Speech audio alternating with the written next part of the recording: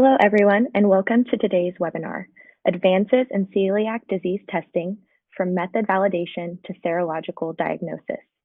I am Antonina Salcido of LabRoots, and I will be your moderator for today's event. Today's educational web seminar is presented by LabRoots and brought to you by Biorad Laboratories. To learn more, please visit biorad.com. We encourage you to participate today by submitting any questions you may have during the presentation. To do so, simply type them into the Ask a Question box and click Send. We'll answer as many questions as we have time for at the end of the presentation. You may also submit any technical issues here as well if you have any trouble seeing or hearing the presentation. This webinar is educational and thus offers free continuing education credits.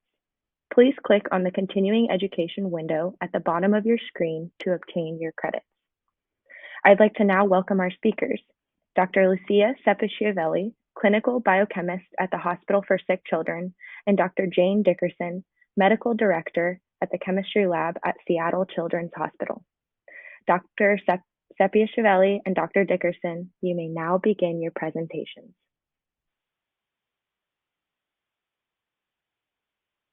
Thank you for the introduction. Our learning objectives for today are to describe the analytical methods for celiac disease serology used in clinical laboratories and discuss challenges in implementing a serological diagnosis for celiac disease. And lastly, to describe two considerations for validating a new cutoff in an assay. First, to begin with a brief introduction on what is celiac disease. It is a disease of multifactorial causes, including genetic and environmental, and it's characterized by small intestinal inflammation that is elicited in response to dietary gluten in individuals with genetic predisposition to the disease. Gluten is a general name for proteins found in wheat, rye, barley, and triticale.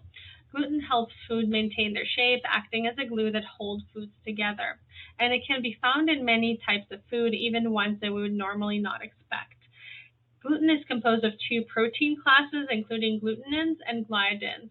Gliadins are the water-soluble component and the primary toxic component of gluten, containing proline and glutamine-rich peptide sequences. Ingestion of gluten leads to generation of harmful gluten peptides, which can induce adaptive and immune responses in predisposed individuals. Therefore, celiac disease is a genetic autoimmune enteropathy that's caused by ingestion of gluten peptides. It's a relatively commonly occurring disease with a global prevalence of approximately 1%, although this varies dramatically based on the population and geographic location. Celiac disease is largely asymptomatic, although it is associated with a heterogeneous clinical presentation with both intestinal and extraintestinal symptoms, as shown on the figure on the right. Diarrhea, bloating, and constipation are common intestinal symptoms that are associated with chronic inflammation in the small bowel mucosa. Additionally, there could be malabsorption-related symptoms, including poor growth or weight loss, reproductive issues, joint pain, skin rashes, or mouth sores. Therefore, it can affect a number of organ systems. Celiac disease can be triggered any time over a person's lifespan, and therefore it can be diagnosed during childhood or adulthood. And the diagnostic evaluation consists of serologic tests as well as a small bowel biopsy. There are a number of at-risk groups that require periodic screening for celiac disease, since they have a higher risk of developing celiac disease. And these groups include those with first-degree relatives of those who have a celiac disease diagnosis, certain autoimmune diseases such as type 1 diabetics, autoimmune thyroid disease, autoimmune liver disease, and juvenile idiopathic arthritis, Down syndrome, Turner syndrome, and Williams syndrome, as well as IgA deficiency. Treatment for celiac disease is lifelong and involves strict adherence to a gluten-free diet. The goal of treatment is to remove the initiator of immune response and downregulate inflammation. Celiac disease diagnosis is confirmed if, in fact, the patient responds to a gluten-free diet, with improvements in clinical symptoms and serologic tests. According to recommendations by a number of societies, including the American College of Gastroenterology and the European Society for Paediatric Gastroenterology, Hepatology, and Nutrition, serologic tests play an important role in assessing dietary adherence and monitoring or serving as surrogate markers for mucosal recovery. Besides serology, there are a number of other important lab parameters to monitor, such as nutritional markers. However, this is outside of the scope of today's presentation. Serologic tests for celiac disease, together with genotyping for celiac disease risk alleles HLA, DQ2, and DQ8, are part of the lab tools that we have for non-invasive evaluation of celiac disease.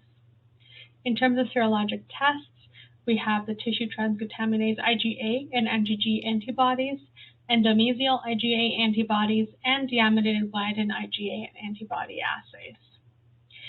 And it's important to emphasize that these assays, although serologic tests can be used in the context of screening for celiac disease or for monitoring, overall, looking at these lists of tests, they have variable clinical utility and should be used in the appropriate context and in the correct combination for optimal patient care and test utilization. And as Dr. Jane Dickerson will talk about further, although these tests are useful, biopsy often remains as the gold standard. I want to discuss a couple of the tests in additional detail that we offer in our clinical lab. And this includes the Ttga IgA antibodies and the EMA assay. In terms of Ttga IgA antibodies, they're measured using immunoassay-based approaches, and there are various kinds of immunoassay formats available. When we report Ttga IgA, this is reported as a semi-quantitative value and arbitrary units that are attributed to the test. We also have a cutoff on our report. This is a manufacturer-recommended assay cutoff that facilitates the interpretation of positive or negative on the report. I wanted to highlight the immunoglobulin class of this test, the IgA. So it's important that we're not talking about Ttga IgG antibodies. Ttga IgA antibodies is the most highly sensitive test for celiac disease screening, and this is its main advantage. And a number of guideline recommendations recommend using Ttga IgA as the primary screening test or first-tier screening test. This test does have several limitations, one of them being that false positives may occur using this test due to various reasons which are documented in the literature. Another test that I wanted to talk about is the Endomesial Iga Antibodies, or EMA. This test is more complex since the methodology is indirect immunofluorescence, typically using monkey esophagus tissue as substrate. Therefore, serum samples are screened at a specific screening titer, and they can also be serially diluted in order to obtain an endpoint titer, which can give us a semi-quantitative assessment of endomesial IgA antibody concentrations. At the screening titer, we may interpret the sample as positive or negative. And just to illustrate an example here, you can see an EMA positive sample using this monkey esophagus substrate, and it shows a typical honeycomb immunofluorescence pattern in the smooth muscle, whereas the epithelium remains dark. As you can tell, the interpretation for this test can be quite subjective, and the method itself is quite labor-intensive, and therefore it's associated with long turnaround times. As a result of this, the EMA test is not performed routinely by many clinical labs in the evaluation of celiac disease. It is strongly dependent on the local preference or ordering preferences and the local lab protocol. The advantage of the EMA test is that it has the highest specificity for celiac disease screening, with greater than 98% specificity reported, and therefore it is considered as a reference standard or a confirmatory method. And in our lab, we screen using the Ttga IgA assay, and then we confirm positive samples using the EMA assay. Therefore, we use it as a confirmatory test. In the evaluation, validation, and implementation of such celiac disease serology tests, clinical labs are faced with several challenges. First, we have a wide variety of analytical methods and analytical platforms to choose from when setting up celiac disease serology tests. And in the context of lack of assay standardization, we're seeing highly variable analytical and clinical test performance. Another challenge that clinical labs are facing is limited access to clinically well-characterized samples with defined clinical histories that include the results of biopsy. And even when that's available, it's important to consider that biopsies themselves are subjective when being interpreted. And lastly, our validation protocols should account for the heterogeneity in the clinical spectrum of celiac disease or the type of samples that arrive to the clinical lab for celiac disease evaluation. All of these taken together translate into the need to analyze several hundred specimens for a robust clinical evaluation of a method. And this may not always be feasible or practical for many clinical labs implementing a new method. And lastly, it's important as part of our validation and implementation to provide clinically useful interpretation on the report. However, for celiac disease serology tests, this is still a widely debated topic. And Dr. Jane Dickerson, in her study, has nicely addressed a lot of these challenges, and she'll talk about them in more detail. To further highlight the analytical diversity that we have for celiac disease serology, this is an example for the variety of methods available for the Ttga IgA immunoassay. Traditional methods have been enzyme-linked immunoassays, but recently we've seen the emergence of other analytical platforms that involve or are based on chemiluminescent immunoassay principle, fluorescence enzyme immunoassay, and a multiplex bead immunoassay. I'll be talking in more detail about the chemiluminescent immunoassay platform, and Dr. Dickerson will be covering the multiplex bead immunoassay platform. In terms of general steps in an immunoassay, we have a plate well or a paramagnetic bead that's coated with antigen, to which we apply our serum sample that contains our antibodies of interest. This serum, upon addition to the antigen-coated solid phase support, is incubated and washed, and then subsequently we add conjugated anti-human IgA antibodies. After another incubation and wash, a substrate is added, which results in a reaction, which can be measured as a change in the absorbance or color, luminescence, or fluorescence signal.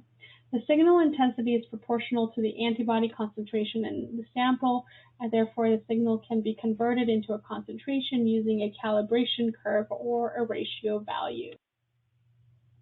In our lab, we use the chemiluminescent immunoassay platform, the Innova BioFlash, for Ttga IgA testing.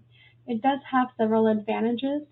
This analytical principle is associated with a wider dynamic range and high analytical sensitivity. Additionally, this method is suitable for high throughput analysis due to reduced incubation times and rapid signal acquisition. The reagents are stable on board for several weeks, and also this testing platform can be used as a random access to facilitate faster turnaround times. This type of a method does have several limitations. For example, we may have low background levels of emission in the absence of analyte sometimes, and it does have nonlinear plots of response versus analyte concentration. At this point, I wanted to illustrate how can a method choice impact assay performance and demonstrate a practical example from our lab when we switched our Ttga IgA method. So prior to the switch, we are using the Thermo Fisher Phadia fluorescent enzyme immunoassay with a cutoff of less than 4 being negative, 4 to 10 is weak positive, and greater than 10 units per milliliter, denoting a positive result. Subsequently, we switched to the Innova BioFlash chemiluminescent immunoassay method with the different units of measure and cutoffs. Less than 20 denoted a negative result, 20 to 30 a weak positive, and greater than 30 as the positive interpretation in chemiluminescent units. An analytical performance validation was conducted for this assay with a precision of 6 to 8% and a concordance of 98% with our previous method, with 100% negative concordance and 97% positive concordance. During this time, when the method switch was made, the lab was moved from the pathology department to the biochemistry department within their pediatric lab medicine department. And the test performance was monitored. Here you can see long-term performance monitoring for the two test methods. So on the x-axis, we have the month, and on the y-axis, we have the % positivity rate for that month. For the fluorescence enzyme immunoassay method, we had an average positivity rate of about 5%, although it ranged anywhere from 2 to 8%.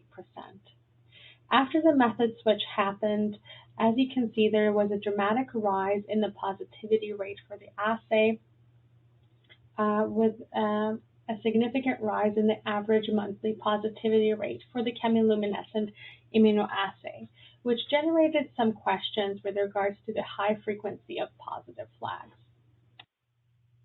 To look at this more closely, we looked at average monthly flagging rates for a 2-year period for each of the methods.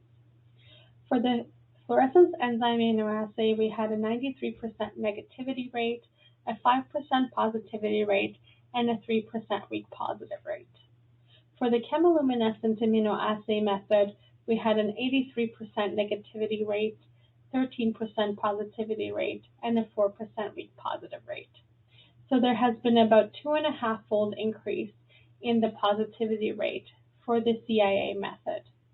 And this is in the context of no change in the patient population.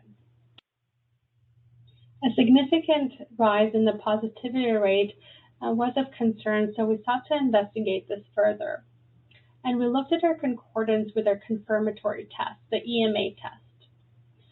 So for the fluorescence enzyme immunoassay, we had a 72% positive concordance, so 72% of the Ttga IgA positive samples were also positive on EMA testing. And 89% of the samples that were negative on the fluorescence enzyme immunoassay were also negative on EMA testing. For the chemiluminescent immunoassay, however, we had 56% of the Ttga IgA positive samples that were positive on EMA testing. Therefore, although we were flagging more during screening on our confirmatory method, we're able to confirm fewer results.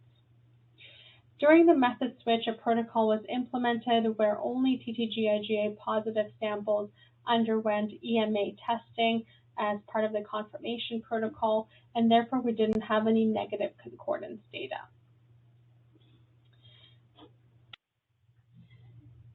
To summarize the lessons learned and potential next steps for the validation and post-implementation monitoring, I wanted to highlight that despite a very good analytical concordance, we did observe variable performance in terms of the rise in the positivity rate for our Ttga IgA assay, and then a decrease in the proportion of the samples that were confirmed on EMA testing. As a next step, it would be important to conduct a clinical performance validation with clinically well-characterized samples in order to verify the currently used thresholds and cutoffs and to try to optimize them to either improve this concordance or obtain better characterization of test performance. Another important and valuable lesson was that it would have been more informative to examine methodological concordance with our confirmatory test, the EMA test, for the Ttga IgA assay during method validation. However, this is not always practical due to the labor-intensive nature of the Endomesial Antibody test.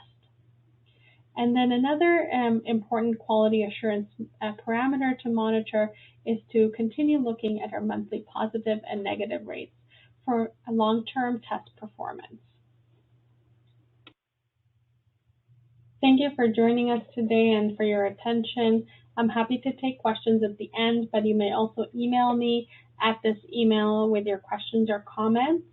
I wanted to thank Dr. Dickerson for working on and developing this webinar with me, and Biorad Laboratories for sponsoring it, as well as LabRoots for hosting it. And now I'll be passing along to Dr. Dickerson for her presentation. Thank you. So in this next portion, we're going to discuss the idea of implementing a biopsy-free diagnosis for celiac disease, specifically by evaluating Ttga IgA by the Bioplex 2200 in a pediatric population. I'd like to take a minute to just highlight a few interesting things about the evolution of celiac serology over the past several decades. We heard a nice introduction of some of these tests, and I won't go into them in detail, but just kind of point out a few of the parts that I think are most fascinating. One, the year is not on this slide, but biopsies became kind of the mainstay for celiac diagnoses around the 1950s. And over the course of the next 2 decades, there was a lot of interest in developing serology, and that really started with mouse-based antibodies, assays that used mouse-based antibodies for anti-reticulin and gliadin antibodies. And these weren't particularly sensitive or specific, and have since been completely replaced by more modern testing. However, anti-endomesial antibody, we heard about that previously. I think we're all familiar with how it can still be used. That test was introduced in the 70s, kind of serendipitously. It was discovered by a group of researchers who were trying to identify antibodies from patients who had a particular kind of rash. And they were using patients with celiac disease as their control group. But what they found was patients with celiac disease had IgA-based antibodies that were binding to the endomesium of monkey esophagus. So I'm showing a picture of that there. And so that really revolutionized serology testing for celiac disease. It took another couple decades to discover that the antigen that was binding to endomesium is tissue transglutaminase. So now when we talk about EMA, we're really talking about TTG, tissue transglutaminase by IFA. And then in the 90s, that really spurned the commercial market into action, and they developed a series of different ELISA-based assays to measure TTG-IgA and also TTG-IgG. The newest test to the market was about a decade ago for deaminated gliadin peptide, and we're still learning more about this assay and how it can be helpful in the diagnosis. Now, all of this serology has also been kind of parallel with the HLA testing for DQ2 and DQ8 alleles. They aren't really the focus of this presentation, but I'll just highlight briefly that it is a good test to rule out celiac disease. If you do not have either of these alleles, it virtually excludes the possibility for celiac disease. The current American College of Gastroenterology guidelines do not consider a serologic diagnosis for celiac disease as of 2013, and there haven't been any updates since then. These consensus guidelines state that if the patient has sufficient IgA, then TTG and or DGP, depending on the age, should be measured. And if either of those results are positive, or if there is a high suspicion regardless of the test result, for example, even if they were negative, then the patient should proceed to biopsy for confirmation. Now, there is some nuance in the less than 2 years old age group, since we do know that their livers are still developing, which could result in a low IgA, and there was worry that TTG-IgA wouldn't be sensitive enough in this population. And so DGP-IgG is recommended as a paired test in this group. However, there is more recent data that suggests that TTG-IgA is still sufficient in these cases, and that there isn't a big value add in including DGP-IgG, except if you have very low IgA or complete IgA deficiency, and then it should replace TTG-IgA.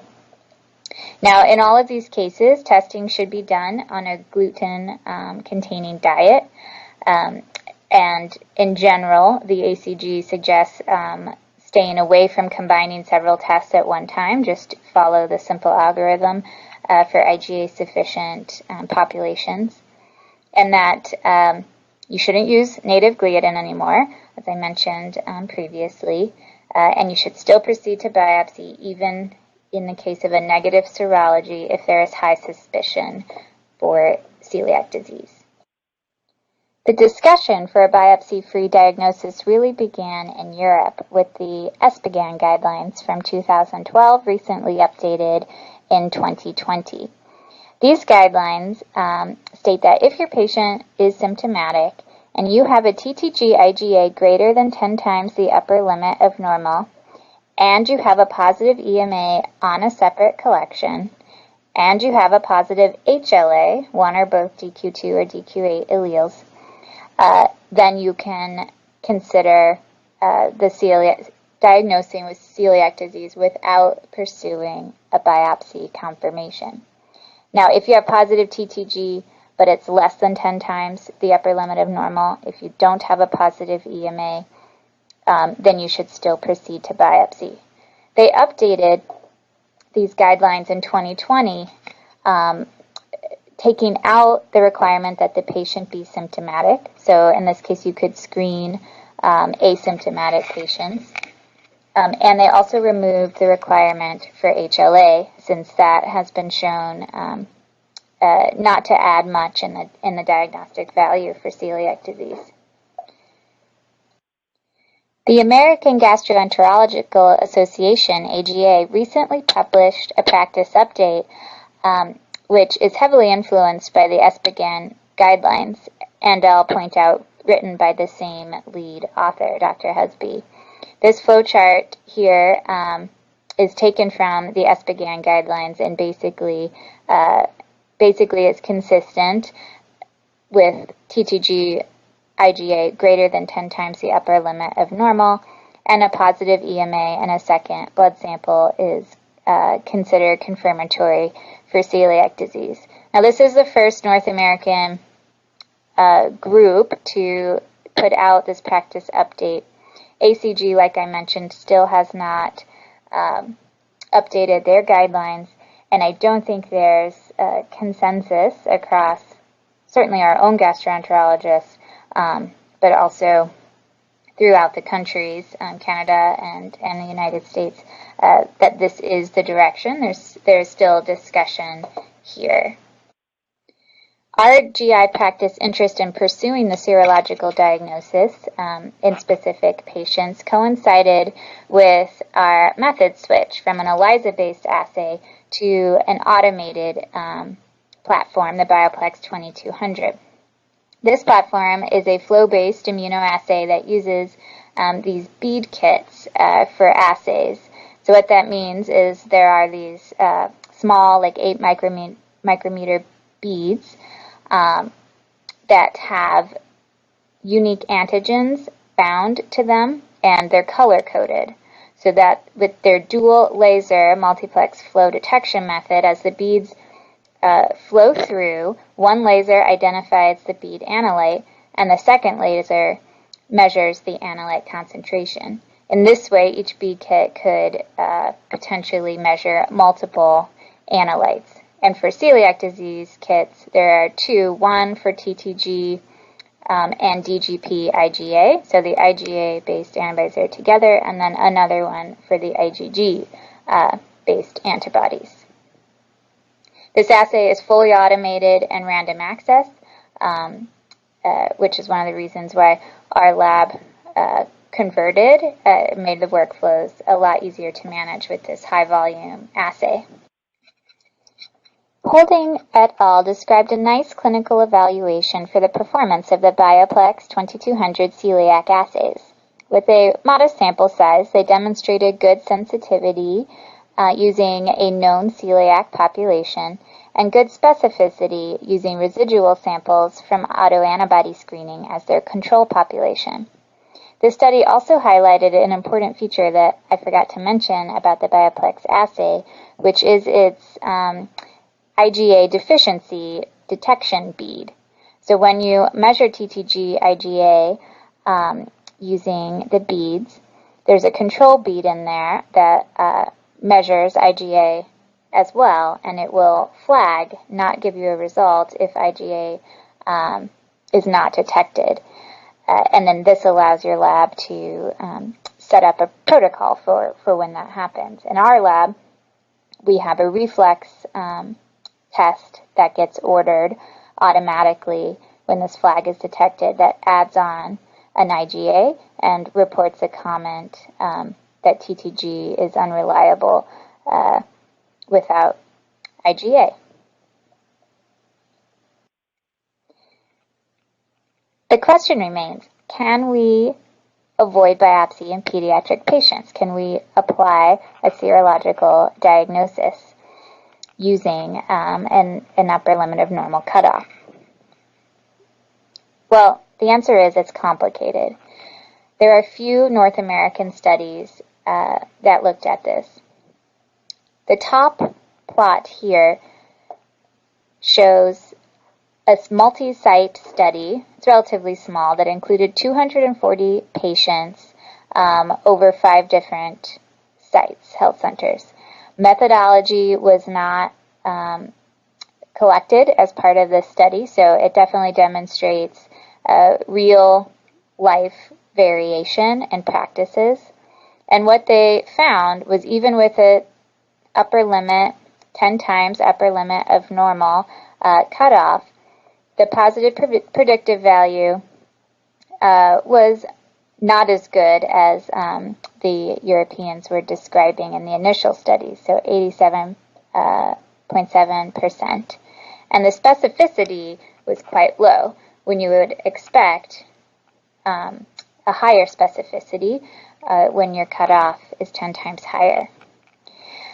Another study out of Calgary, this bottom table here, used one assay. They had definitely a bigger sample size, 1,000 patients total, and they were using the Euroimmune ELISA assay, and they looked at different cutoff levels overall, and then also excluding those that did not have a positive EMA. And what they found was that with this assay, there was relatively good positive predictive value, 95.9%, and that positive predictive value increased only modestly if you required a positive EMA. And the message remains that we need local validation for this 10 times the upper limit of normal cutoff to account for population differences as well as variation in methodologies. There's this nice quote from a paper that came out a few years ago regarding this cutoff, saying that this inconsistency in assays could lead to clinical uncertainty unless individual laboratories locally validate the test they decide to use. This perspective is supported by studies that have demonstrated a wide variability of the upper limit of normals when comparing different commercially available anti-Ttg assays. And so that is what we wanted to do. We put together a study in collaboration with our celiac clinic that looked at retrospective samples. So we pulled all Ttg IgA samples from an 18-month time period that included patients who had Ttg IgA ordered and who also received a duodenal biopsy within 6 months of that initial Ttg. So in this time period, we performed a total of 6,400 Ttg IgAs on unique patients. 567 of those patients also had a duodenal biopsy within 6 months. And we ended up excluding 26 patients for the following reasons. 16 because this was not their first Ttg IgA. They had an original test performed at an outside lab. 7 of these patients were IgA deficient, and 2 did not have histology slides available for our study pathologist to review. That left us with 542 patients to analyze. 84 of these patients were diagnosed with celiac disease, and 464 patients had alternate diagnoses. As part of this study, my co-author and the study pathologist, Dr. Pacheco, reviewed each pathology slides again and independently staged them on the Marsh staging scale. So I just want to take a second to talk about what the biopsy process is like. So this picture demonstrates the small intestine here. The duodenum is right after the stomach here. It's this U-shape. It's this U-shape portion of the small intestine, and then the small intestine goes on here. Now, what's important is that within the small intestine, you normally have these healthy finger-like projections called villi, and that is how nutrients get absorbed. If you have celiac disease, untreated celiac disease, these fingers, these villi, are blunted, and therefore you lose quite a bit of surface area, and nutrients no longer can absorb. And that's why malabsorption is one of the symptoms we try to avoid, especially in pediatrics when treating celiac disease. So the gastroenterology will do an endoscopy, and they'll insert a camera and a tube down with some forceps. And what they're supposed to do is take a minimum of 5 biopsy samples. They'll pinch off little bits of tissue along the duodenum, so this upper part of the small intestine, and at least one of those 5 should be from the bulb, and the bulb is what connects to the stomach. And this is important, taking enough samples, because celiac disease is known to be what is called a patchy disease, meaning that you may miss it if you're not looking at various parts along the duodenum. These slides represent what Marsh Scoring looks like for the different stages. And I just want to thank Christina Pacheco, our pathologist, my colleague, who provided these images. So you can see how in Marsh 0, you can see the normal villi, how they're separated. The kind of bright pink areas, those are intraepithelial lymphocytes, and this is Marsh 0 has normal. Marsh 1, you can start to see an increase in intraepithelial lymphocytes, and then all the way to Marsh 3, you can see atrophy or blunting of the villi structures, as well as elongated cellularity within the lamina propria.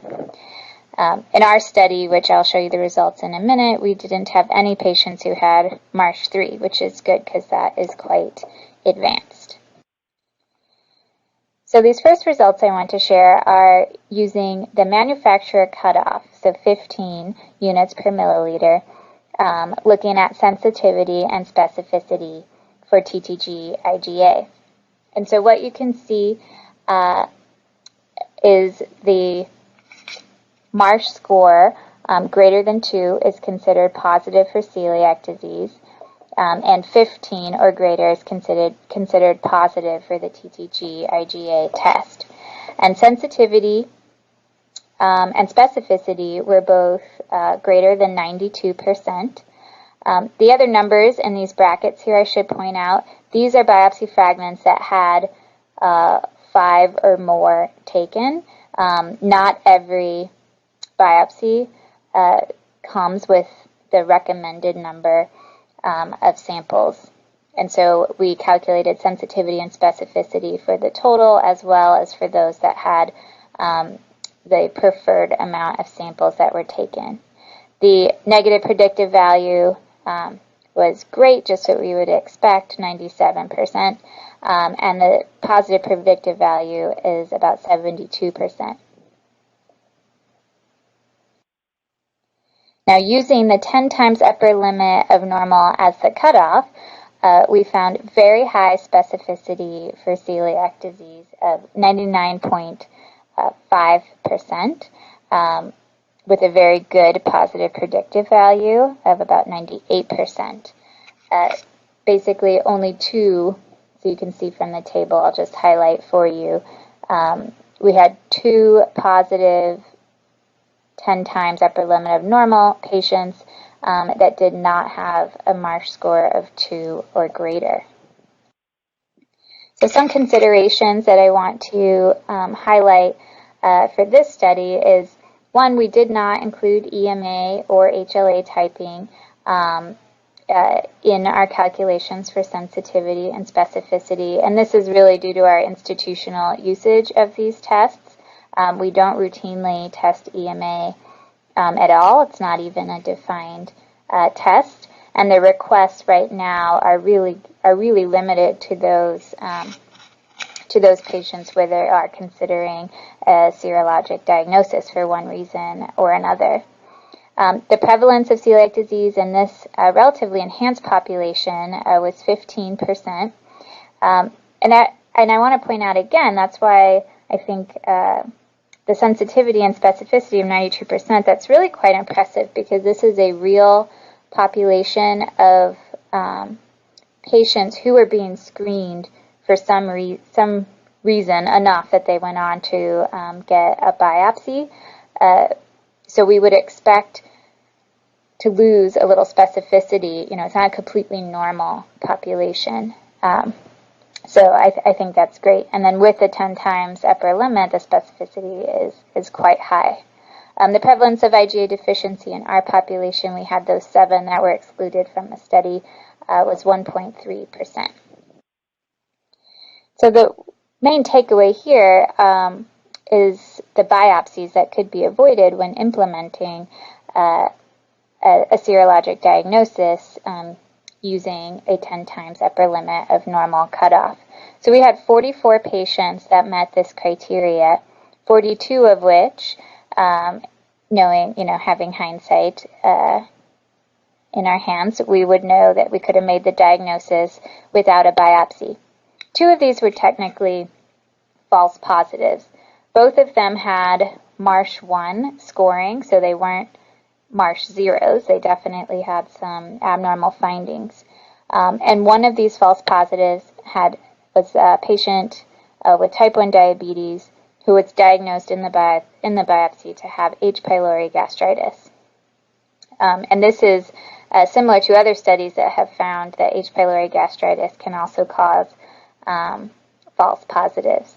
The other false positive, I put in quotes, had a Marsh 1 lesion, but the patient was diagnosed with celiac disease due to their other symptoms and resolution on a gluten-free diet. So in our clinical practice, only one of these would have been falsely diagnosed.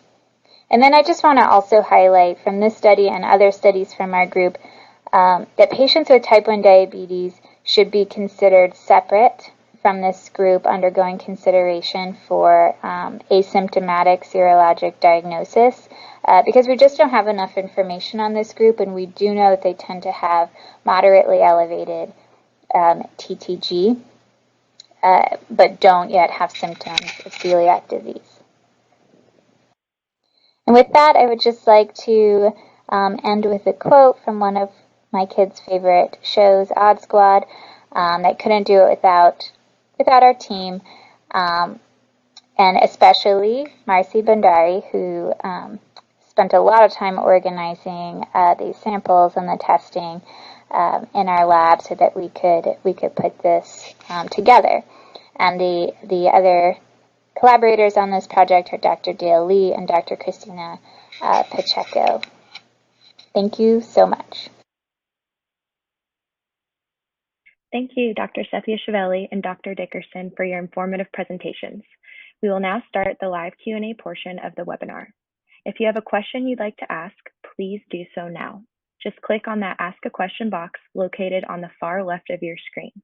We'll answer as many of your questions as we have time for. Now let's get started.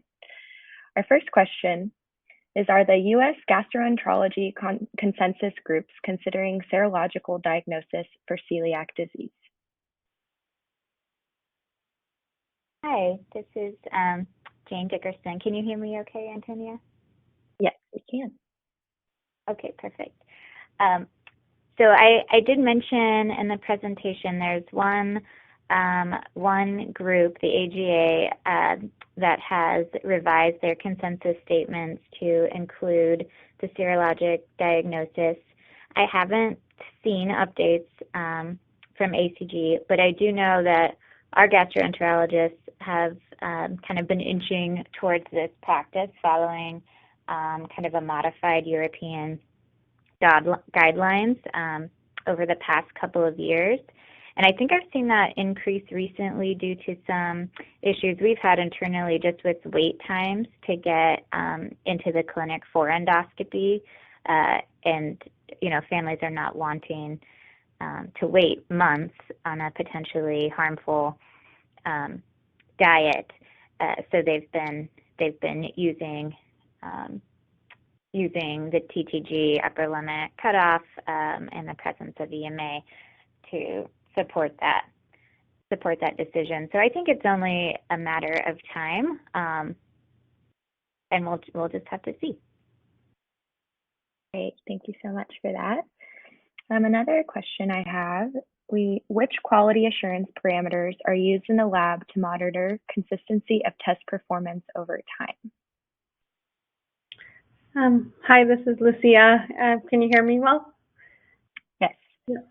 So that's a great question. Actually, for autoantibody assays, it can be quite challenging to perform quality assurance over time. So we use several strategies. So we have, of course, our negative and positive control that was done as part of every run. These are usually manufacturer-based controls. The limitation with those is that they can be non-commutable. So usually they're purified samples. They're not like real serum samples. So some labs also choose to use external controls. This could be either serum pools, or it could be purchased kind of serum-based or serum matrix-based controls. Additionally, we perform in the lab, and we're required through various regulation bodies when we get a new batch of reagent, which is considered a new lot of reagent, to do a lot-to-lot validation. And that helps ensure consistency as we switch from one lot to another. And for this, every lab practice can be actually different. In our lab, we'll take 10 samples across the range of the assay, and we'll compare them to make sure that there's consistency. And the criteria for acceptability could be different depending on how quantitatively consistent your assay is. Anywhere from like 15 to 30% may be considered acceptable in terms of the difference. And another challenge with autoantibody assays is that we are sometimes talking about semi-quantitative assays. So that can be different from other immunoassays where we'll see a precision of 5% or extremely consistent performance over a very long period of time. And that's something that's important to keep in mind, that these assays are semi-quantitative, so we may see a bit more variability over time and a higher in precision than that. So hopefully that answers the question. Perfect, thank you so much. Another question for Dr. Dickerson. Would her GIs in her lab bring up EMA in-house in order to move to serological diagnosis? That EMA is a component that must be incorporated? Hello again. So this, I might just say something a little bit controversial. So no, we aren't going to bring EMA in-house. We do send it out to our primary reference lab in those cases where a serologic diagnosis is being pursued. But I think that what our data shows, and where my preference is leaning, is that EMA actually isn't that useful. anymore. I think it provides an additional layer of confidence when you're going to make a lifelong diagnosis that there are two tests that support each other. But we did our study in the absence of EMA, and we've done other kind of internal studies. It rarely surprises you when the TTG is that elevated. So I don't know. We'll see. What other studies come out to support that, but I think it's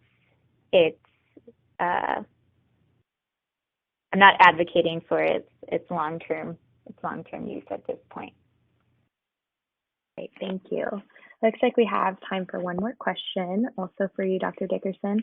What is the role of HLA testing in celiac if no longer part of the algorithm for serological diagnosis? Yeah, and I would be interested in Lucia's perspective here too. For us, we don't.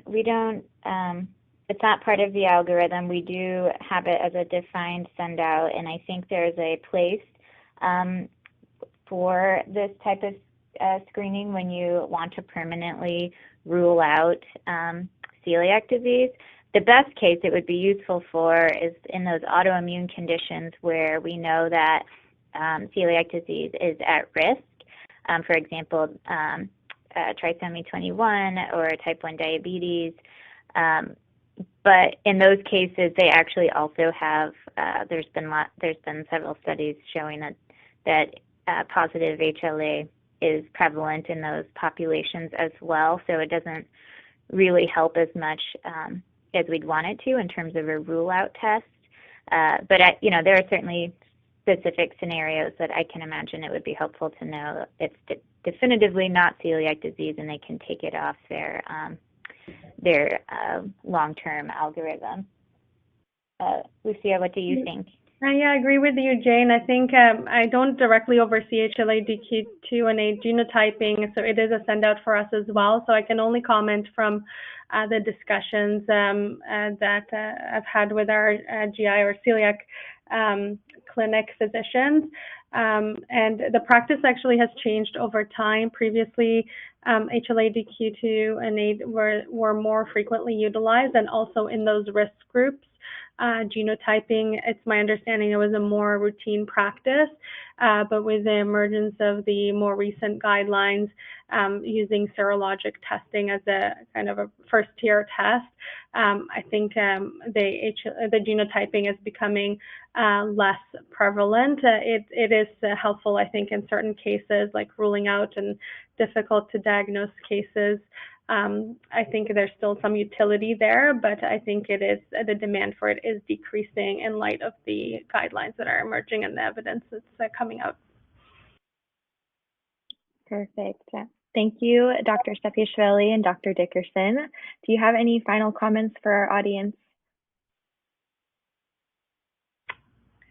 No, but I think I can say that feel free to email me if you have further questions. My email is on the slide deck, and I'm happy to take comments as well. Thank you for attending. Great. Thank you. Thank you again. Oh, there is a comment here. I think I just saw one come through. Someone from the University of Arkansas for Medical Sciences sharing their practice that they use HLA testing successfully to screen for susceptibility and lack of susceptibility. Great. Thank you for that comment from the audience member. And thank you again both so much for your time today and your important research. We'd also like to thank LabRoots and our sponsor Biorad Laboratories for underwriting today's educational webcast. Before we go, I'd like to thank the audience for joining us today and for their interesting questions. Any questions we did not have time for today and those submitting during the on-demand period will be addressed by the speakers via the contact information you provided at the time of registration. This webcast can be viewed on demand. LabRoots will alert you via email when it's available for replay. And we encourage you to share that email with any of your colleagues who may have missed today's live event. Thank you so much. Until next time, goodbye.